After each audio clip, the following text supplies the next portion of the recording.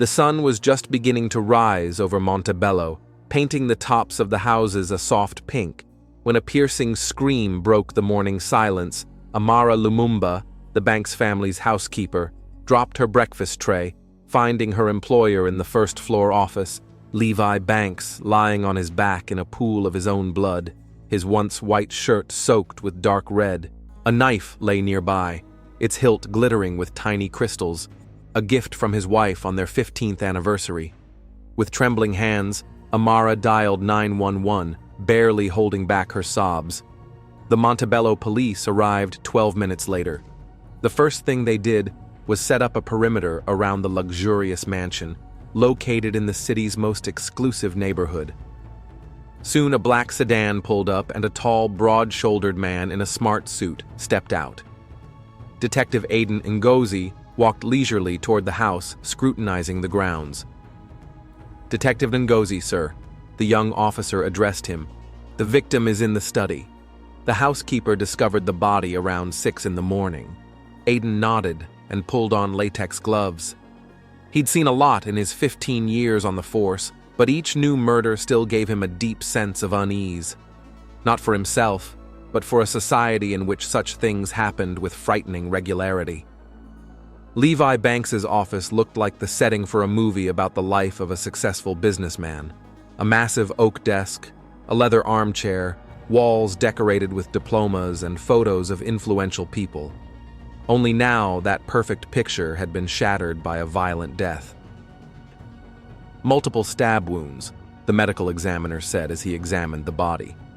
"I counted 8, but I'll know more after the autopsy. Judging by body temperature and rigor mortis, death occurred between midnight and 2 a.m. Aiden walked slowly around the room, noting the signs of the struggle: the overturned chair, the broken vase, the traces of blood on the carpet leading from the door to the table. He knew his attacker, the detective observed. "Let him into the house, maybe even into the study.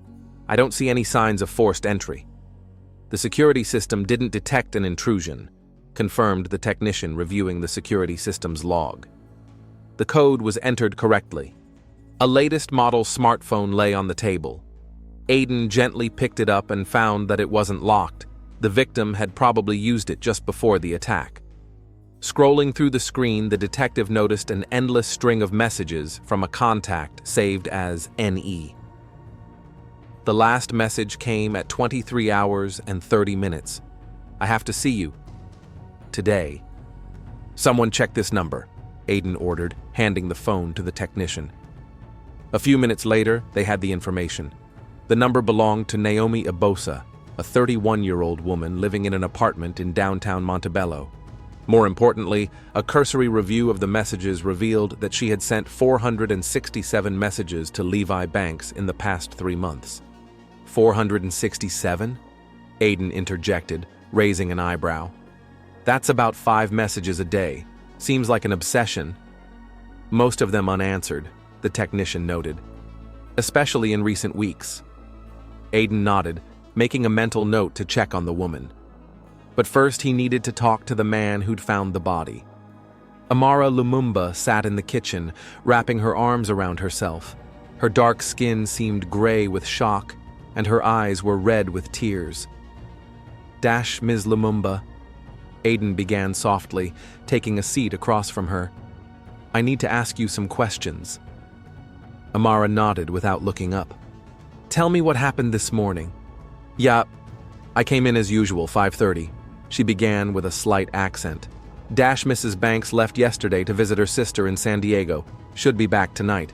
Mr. Banks is always up at 6, likes to eat breakfast early. I made his favorite salmon omelet and went into the office to see if he was already working there.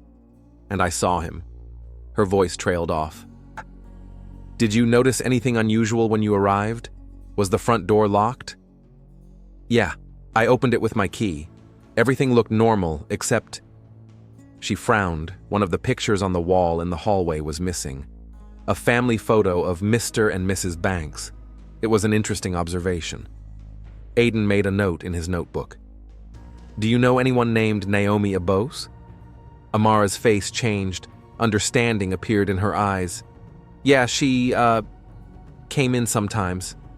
When Mrs. Banks wasn't home, Mr. Banks said she was a client of his, but she stopped talking. But you didn't think so. Aiden finished for her. It's none of my business, Amara said quickly. I'm just doing my job. When was the last time you saw this woman here? About a week ago. They were having a big fight.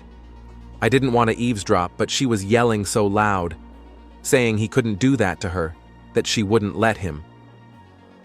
Aiden went up to the second floor where a technician was setting up equipment to view the surveillance footage.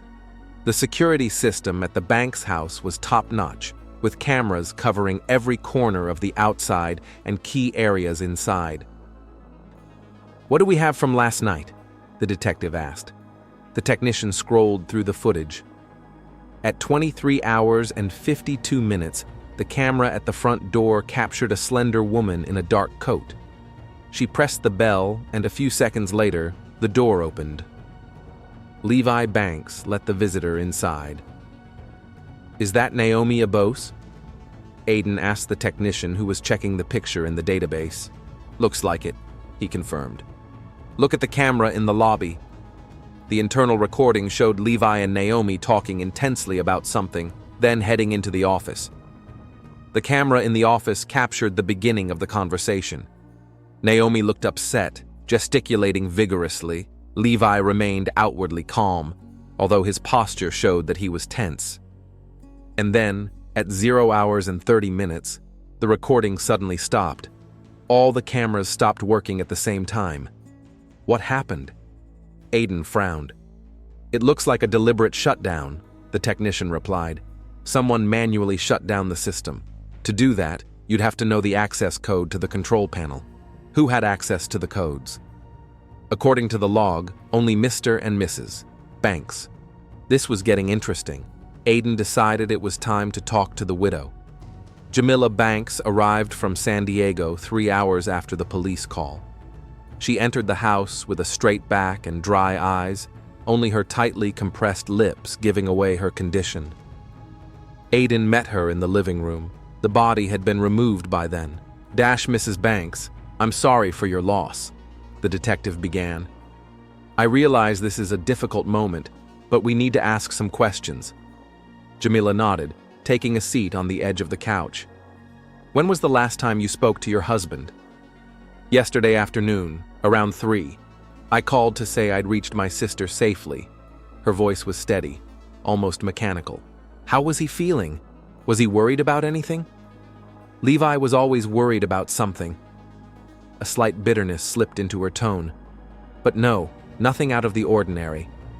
Do you know a woman named Naomi Abose? Jamila slowly raised her eyes to the detective. There was a mixture of pain and anger in them. Yes, I do. She's one of many. Many?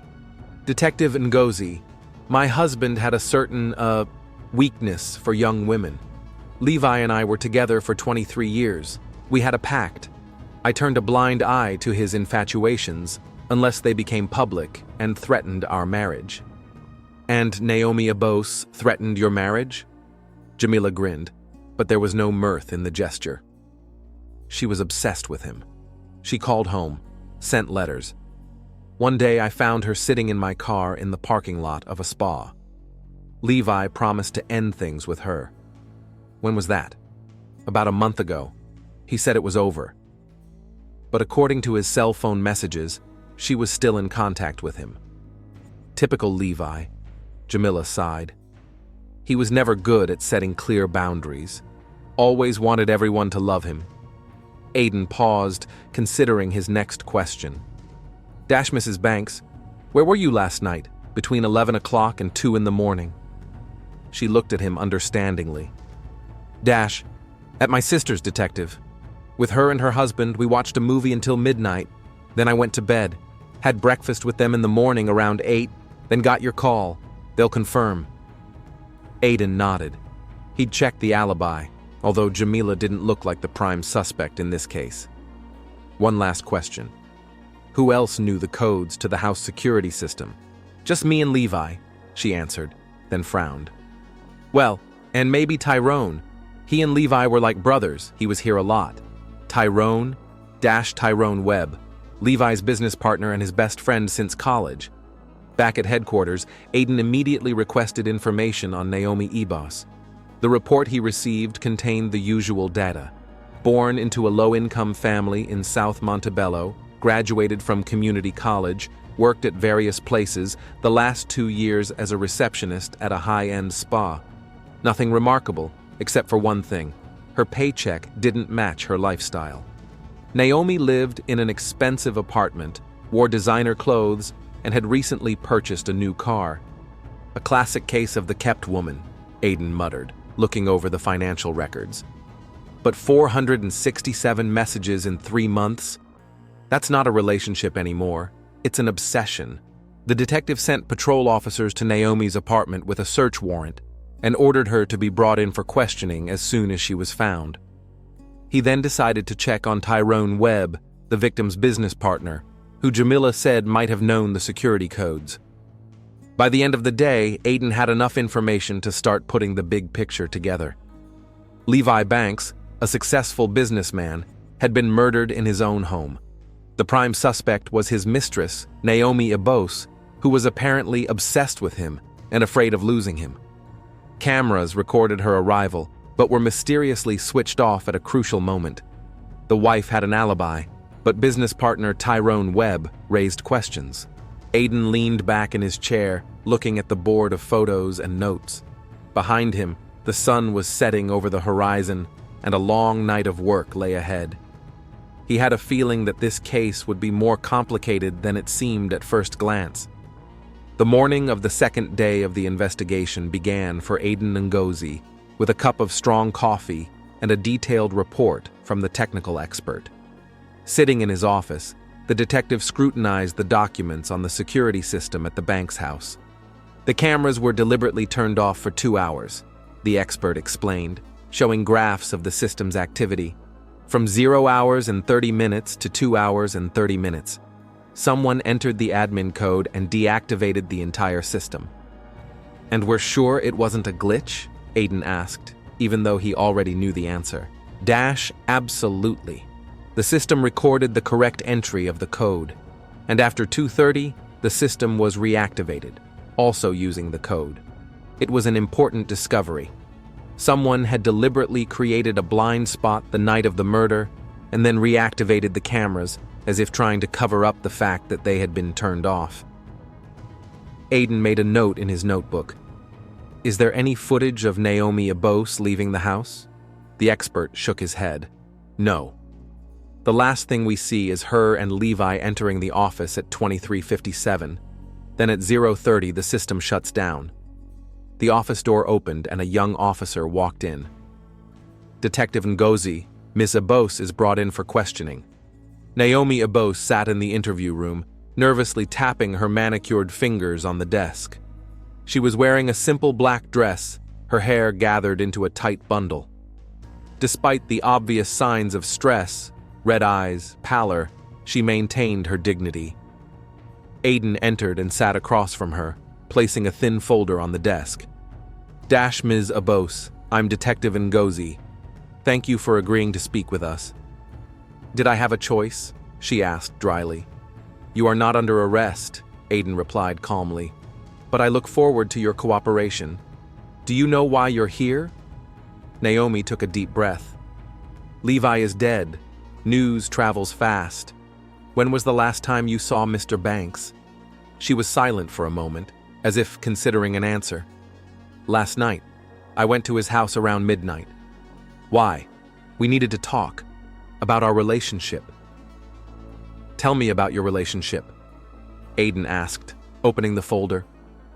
Naomi straightened, squaring her shoulders. "We dated for about a year.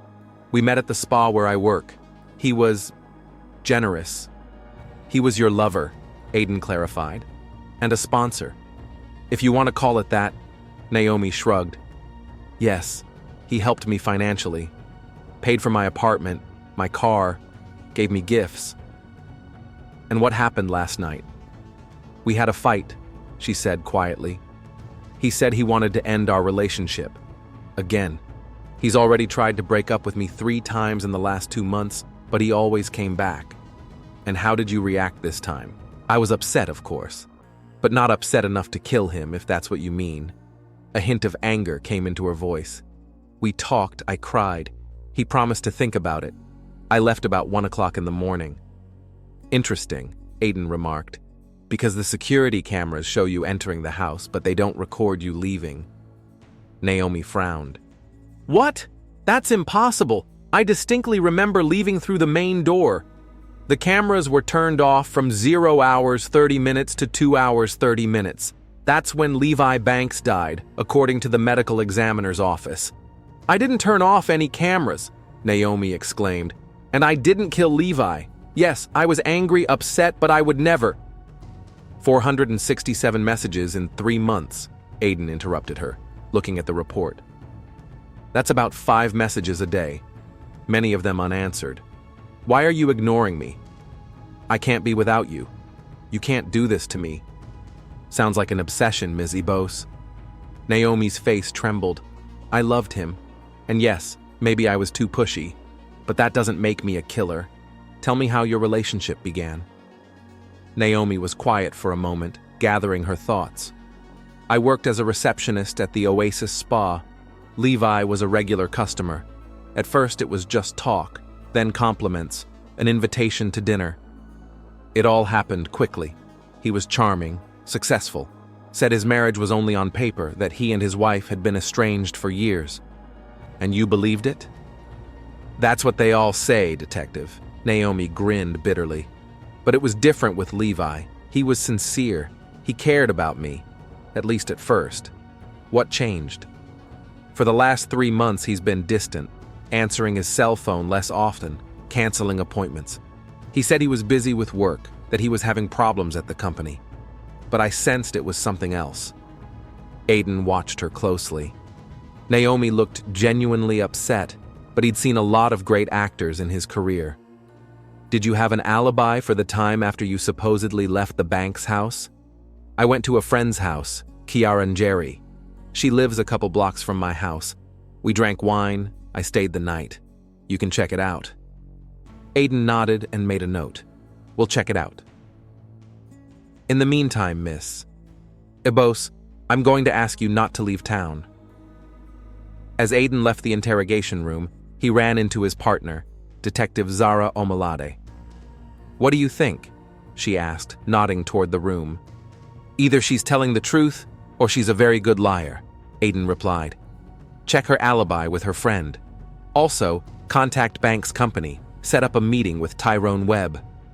An hour later, Aiden was sitting in Tyrone Webb's spacious office in a skyscraper in downtown Montebello. Panoramic windows overlooked the city, and Tyrone's photos of celebrities and politicians hung on the walls. A terrible tragedy, Tyrone said, pouring himself a whiskey even though it was only 2 in the afternoon. Levi was like a brother to me. Tyrone Webb looked impeccable in his gray-tailored suit, but his eyes showed a sleepless night. When was the last time you spoke to Mr. Banks? Aiden asked, declining the drink. The day before yesterday afternoon in the office. We were discussing a new project in the eastern neighborhood. Did he mention any problems? Threats? Tyrone shook his head, taking a large sip of whiskey. Levi had always been cautious about business. We build affordable housing, Detective. We don't deal in guns. He didn't have any enemies. What about his personal life? Tyrone tensed up. What do you mean? Dash Mr. Webb. We know about Mr. Banks' affair with Naomi Ebose. The wife also mentioned other, hobbies. Look, Tyrone set his glass aside. Levi was my friend and partner. I didn't follow his personal life. Dash Mrs. Banks said you were like brothers, and that you might have known the codes from the security system of their house. Tyrone was quiet for a moment. Yes, I knew the codes. Sometimes stayed to watch the house when they were both gone. What was the big deal? The security cameras in the house were turned off the night of the murder. Someone entered the administrator's code. And you think it was me? Tyrone was outraged. Why would I kill Levi? We built this business together. I didn't say I suspect you, Aiden replied calmly. I'm just gathering information. Did you know about the problems in Levi and Naomi Ebose's relationship? Tyrone sighed, refilling his glass again. He mentioned that he wanted to break up with her. Said she'd gotten too demanding, obsessive, constantly calling, texting. Once made a scene in the restaurant where we were having lunch with clients. When was this? About 3 weeks ago. Levy was furious. Did you know he was planning to meet with her the night of the murder? No, Tyrone answered quickly. Too fast, Aiden noted to himself. Where were you last night between midnight and 3 a.m., Mr. Webb? At home. Alone. Tyrone met Aiden's gaze. And no, detective, I have no witnesses to corroborate that. Back at the station, Aiden found 2 reports on his desk. The first was from the officer checking Naomi Abose's alibi. The friend confirms that Naomi arrived at her place around 1:30 a.m., Zara reported. She looked upset, but there was no sign of blood or struggle. The other housemates don't remember seeing her that night. And the second report? It's interesting. Zara opened the folder. The officers interviewed the neighbors of the Banks family. One of them, an elderly man with insomnia, claims to have seen Tyrone Webb's car outside Levy's house around 2 in the morning. He's sure it was Webb's car? Positive. He says a black Bentley with Tyrone's personalized license plates is hard to mistake for anything. Aiden tapped his fingers on the table thoughtfully. Tyrone lied to us about his whereabouts, but that doesn't make him a killer. There's something else, Zara added. The techs recovered deleted messages from Levi's cell phone. 2 weeks ago, he texted his lawyer that he wanted to change his will to remove certain clauses regarding TW. I'm assuming it's Tyrone Webb. Trouble in paradise? Aiden muttered. Need to dig deeper into their business relationship. Aiden spent the rest of the day studying the financial records of Banks and Webb's company. Nothing suspicious at first glance, but he requested a more detailed audit. Something told him that money might have been one of the motives for the murder. That evening, the detective decided to go through Naomi Levy's texts again. Among the hundreds of emotional texts, there were a few particularly disturbing ones. You can't just throw me out of your life after everything that happened between us. I know things about you that could destroy everything you've built. If you think you're going to get rid of me so easily, you're sorely mistaken. The message sent a week before the murder stood out. You'll regret it if you try to replace me with this bitch. Aiden frowned. What bitch was he talking about? Did Levi have another mistress? Or was Naomi jealous of his wife? To clear things up, the detective decided to talk to Jamila Banks again.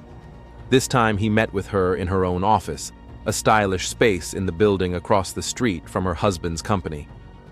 Jamila ran a chain of designer clothing boutiques and was apparently quite successful. Detective, what can I do for you? She asked, gesturing for him to sit down.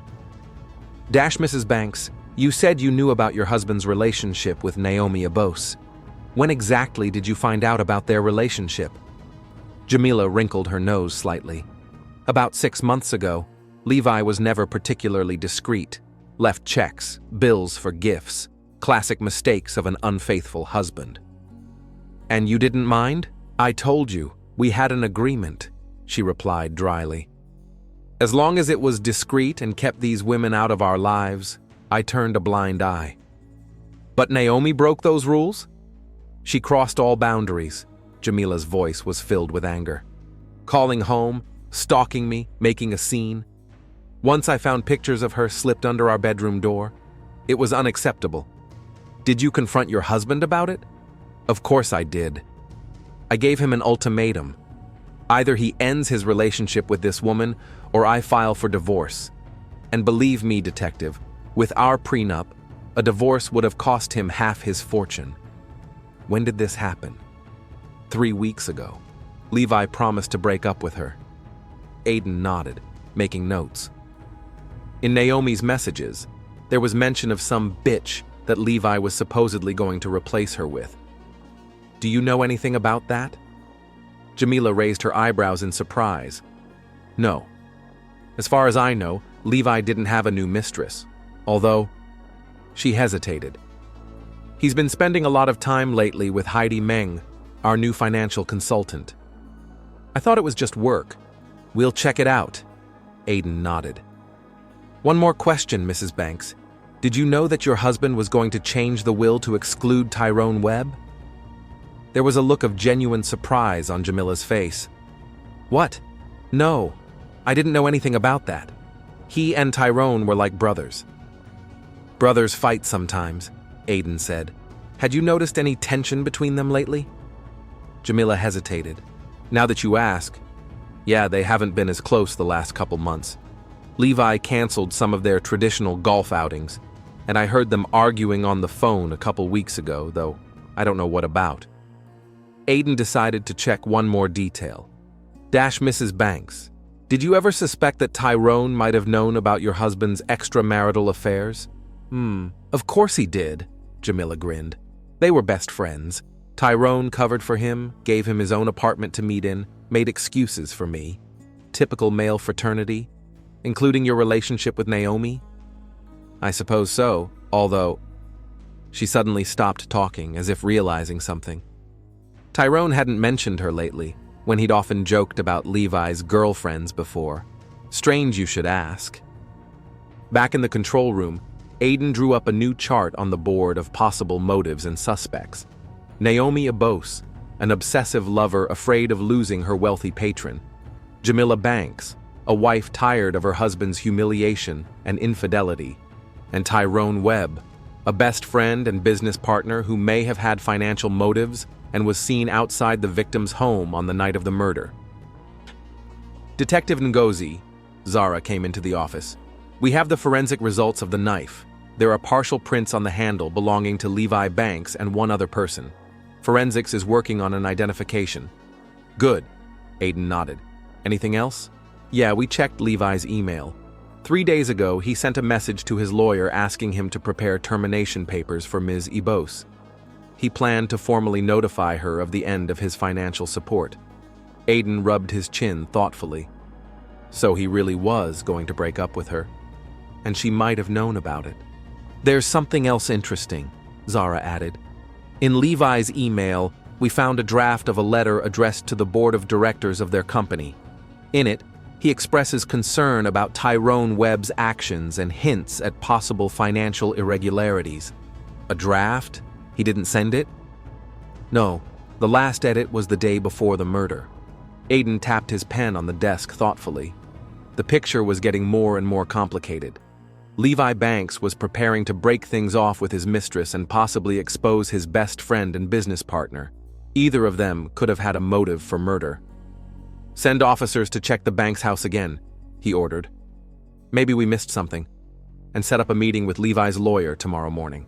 Aiden glanced once more at the board with the photos of the suspects. He felt that the truth was somewhere close by. He just needed to find the last piece of the puzzle. The third day of the investigation began for Aiden Ngozi with an unexpected discovery. While reviewing the financial statements provided by Naomi Abose's bank, the detective noticed a strange pattern. In addition to regular transfers from Levi Banks, Naomi's account received sums from TU Investments, Tyrone Webb's personal investment firm. Zara, take a look at this, Aiden beckoned to his partner. Tyrone Webb was transferring money to Naomi too. He started about 6 months ago, after Levi cut his payments. Zara scrutinized the documents. Do you think they were having an affair too? Or something more complicated? Aiden replied thoughtfully. Find me everything you can about Tyrone and Naomi's interactions. Phone calls, texts, meetings. Zara returned an hour later with the phone records. They talked regularly, especially in the last 3 months. Often they called right after Naomi had contacted Levi. Interesting, Aiden muttered. It looks like our triangle has more angles than it originally appeared. What's going on with the recovery of the camera footage? The technical department is working. They promised results by noon. Aiden decided to waste no time and went to re-interview Tyrone Webb. This time, he found the businessman at his home, a luxurious mansion overlooking the ocean. Tyrone met the detective in a silk robe with a glass of orange juice in his hand. Detective Ngozi, to what do I owe this early? He smiled strainedly. Mr. Webb, I need to ask you a few more questions.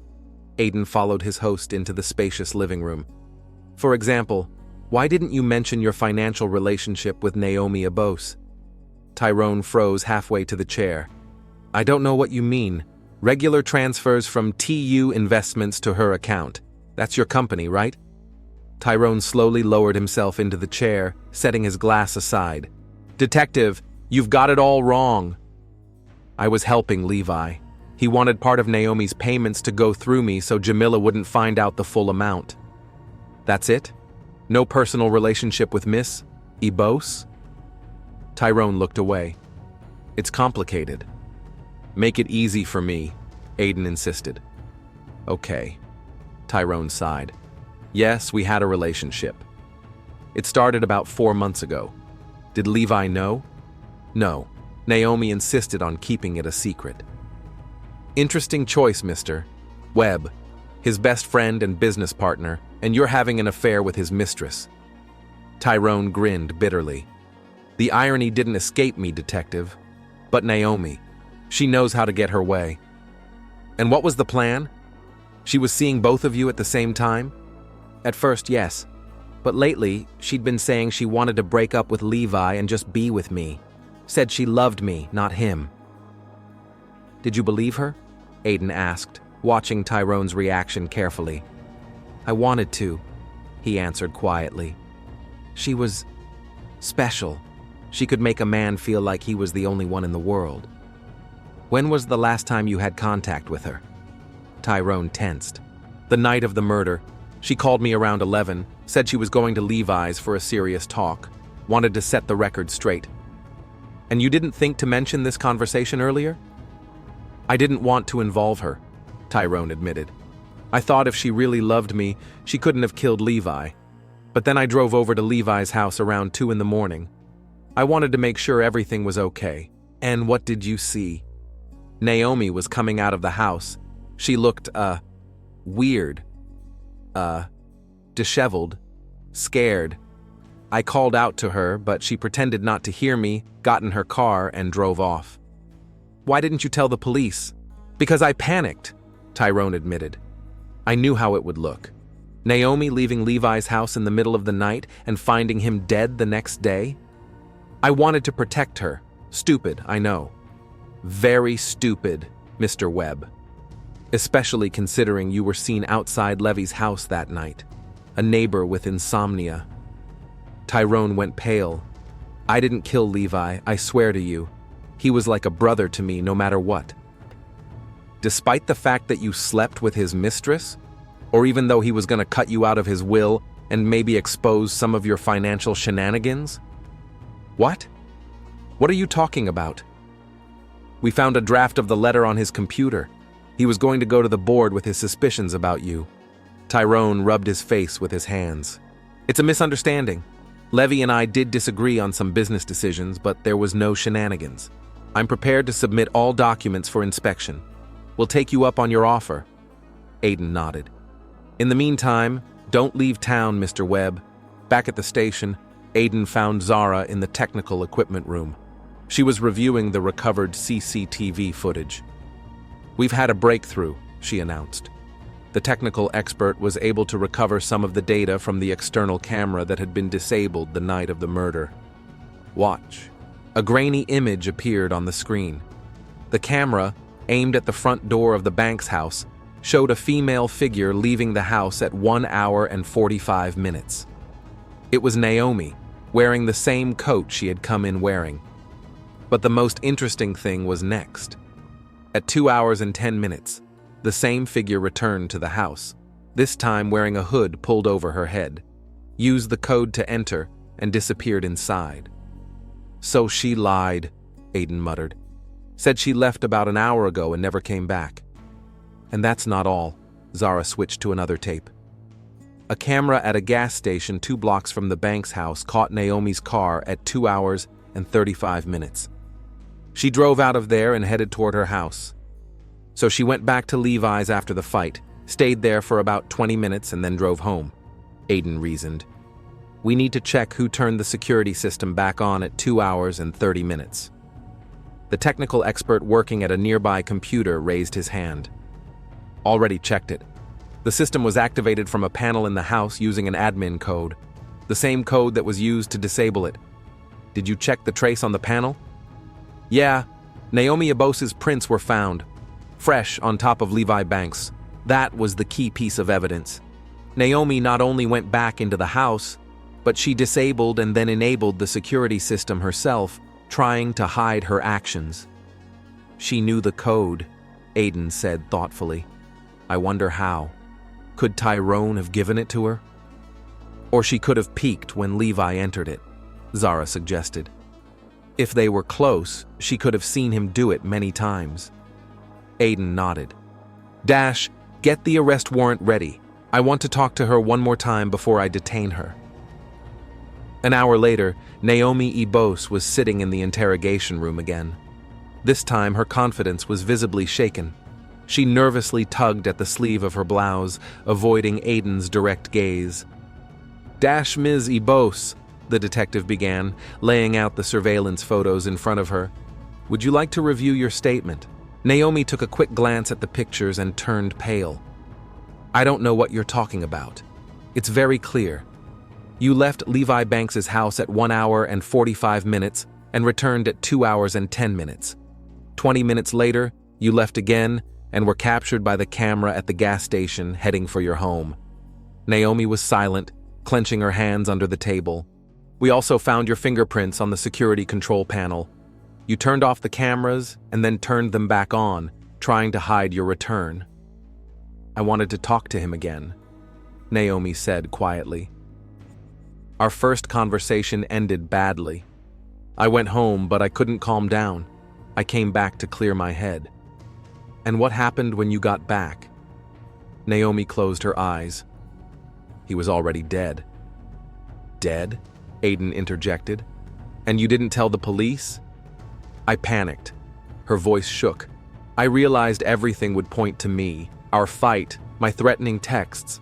I got scared and I ran. You turned off the cameras, Ms. Ebose. Why, if you weren't going to do anything, I didn't want him to record our conversation. Levi would sometimes record our meetings, especially when we were fighting. Said it was for his protection. Aiden gave her a long look. Her story sounded unconvincing, especially with all the evidence she'd gathered. Let's try it another way, he said finally. We know about your relationship with Tyrone Webb. Naomi shuddered. He told you? Yes. He also saw you leave the Levy house the second time, around 2:30. Said you looked disheveled and scared. Tyrone was there? She looked genuinely surprised. I didn't see him. He saw you. And he's testifying against you now. It was a lie.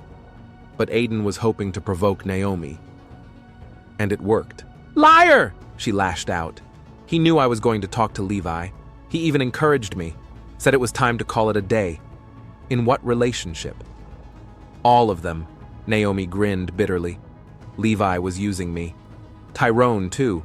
I was just a plaything for both of them. Tell me the truth about that night, Naomi, Aiden asked softly. What really happened? Naomi took a deep breath, gathering her thoughts. I went to Levi's house around midnight. I wanted to talk about our future. He said it was over, that he wouldn't support me anymore. We had a fight. I left, but I was too upset to let it go. I came back about half an hour later. And then what happened? He was surprised to see me again. He said the conversation was over. I begged him not to leave me. I told him I loved him, that I'd do anything he wanted. But he just laughed. Said I was just one of many, that I never meant anything to him. Naomi fell silent, her eyes filling with tears. He called me cheap. Said Tyrone would leave me soon too when he'd had enough, that I was nothing. And then she hesitated. He said he knew about my past, what I did before I met him. Threatened to tell everyone. What kind of past are we talking about? It doesn't matter, Naomi said quickly. What's important is that he humiliated me, made fun of me. I saw the knife on his desk, the one his wife gave him. I grabbed it, and the next thing I know, He's on the floor, and I'm covered in blood." "You stabbed him 8 times, Naomi," Aiden said quietly. "That's more than self-defense or affect." "I wasn't counting," she whispered.